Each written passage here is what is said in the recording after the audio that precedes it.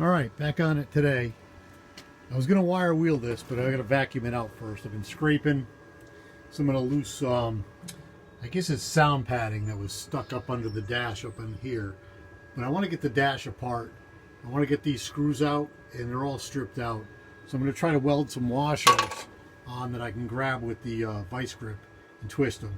I'm going to try to do the same thing here. I think there's 2 screws left in here that I can't get out because they're stripped out. And once I get that out, I can stand in there and work under the dash a lot easier. And then there's 2 screws over here on this access panel right above the vent. They're stripped out. I couldn't get those out. So let's give this a shot and see how it goes.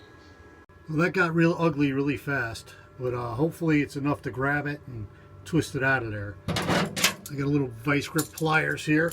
Let's see if I can reach in there without twisting it off. Oh yeah. So now I can twist that right off. So I got 1, 2, 3, 4, 5, about 7 screws to do.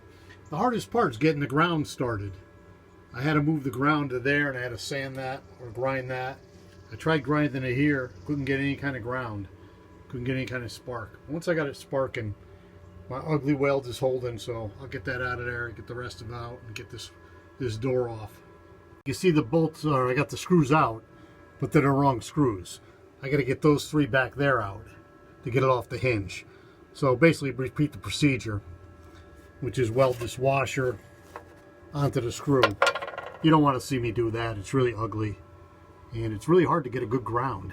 I don't know where I'm going to put the ground on for that, but I'll see what I can get it with the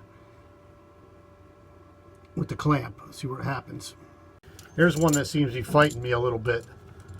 Last time I tried this, I twisted right off because I'm not a really good welder. But here we go. Wow. Oh, there it goes. All right. That'll twist off.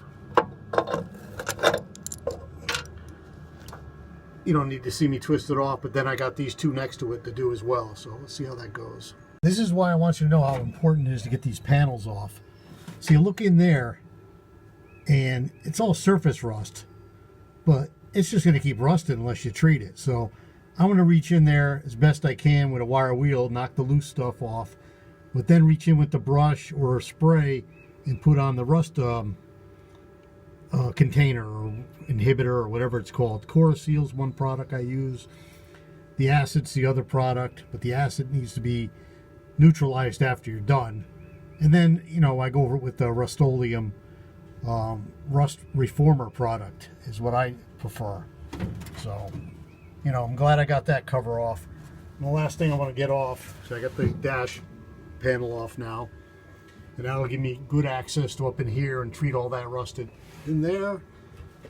And then I think there's 2 more screws holding this transmission access cover on. I want to get that and probably wrap it up for now, and then start treating again, vacuum out all the dirt and start treating as much rust as I can. That's the last screw for the transmission cover. And I just took one of the other screws and welded it right into the hole of the other. And we'll see if the impact will take it out. Of course not. What I'll do instead, put the vice grips on it and see if they'll grab it. 2 hands needed, so I'll shut this off for a sec. Okay, I got a grip on it. Let's see if my weld will hold. No, weld's gonna break. I can feel it. Nope, it's holding. There it goes. Remember, these are just sheet metal screws. Here it is. And it's out. Awesome. I'm gonna clean up this mess in here and start treating some rust. So there it is, completely out. Transmission cover. This is an expensive piece to replace, by the way. This piece of sheet metal. I forgot how many dollars it was. I saw it online. I think over 150, but don't quote me on that.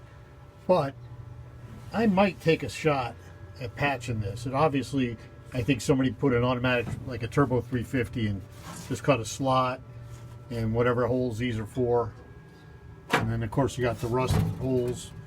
So I patched the cover on the 47, the transmission cover on the 47, the one that goes underneath the engine. I might take a shot at doing this one as well, but for now I'm going to just set it aside.